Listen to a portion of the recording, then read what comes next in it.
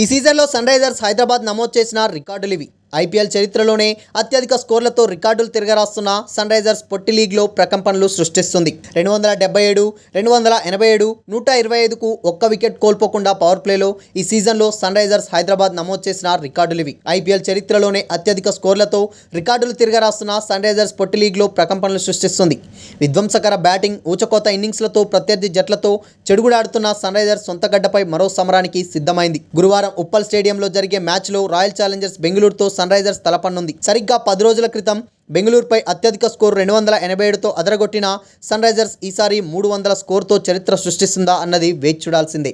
ఉప్పల్ స్టేడియంలో ముంబై ఇండియన్స్తో మ్యాచ్లో sun Risers 277 పరుగులతో ఒక్కసారిగా ఐపీఎల్ 17లో ఊపు తీసుకొచ్చింది. ఇదేదో గాలివాటం అనుకునేలోపు వారం రోజులు తిరగకుండానే తన రికార్డును తానే బద్దలు కొట్టింది సన్ రైజర్స్. బెంగళూరుతో 287 పరుగులతో సరికొత్త రికార్డు లభించింది. అనంతరం ఢిల్లీ క్యాపిటల్స్తో పోర్లో పవర్ ప్లేలో తొలి 6 ఓవర్లోనే 125 పరుగులకు ఒక్క వికెట్ కోల్పోకుండా అత్యధిక స్కోరుతో చెలరేగింది. ఆరంభంలో హెడ్ అభిషేక్, మిడిల్ ఆర్డర్లో క్లాసిన్, నితేష్ ఆకాశమే హద్దుగా రెచ్చిపోతుంటే రికార్డుల మోతతో స్టేడియాలు హోరెత్తుతున్నాయి.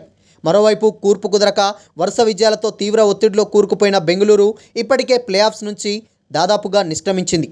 కోహ్లీ, కార్తిక్ పోరాడుతున్న మిగతా ఆటగాళ్లు ఘోరంగా విఫలమవడంతో ఆ జట్టుకు ఈ సీజన్ చేదు అనుభవాన్నే మిగిల్చింది.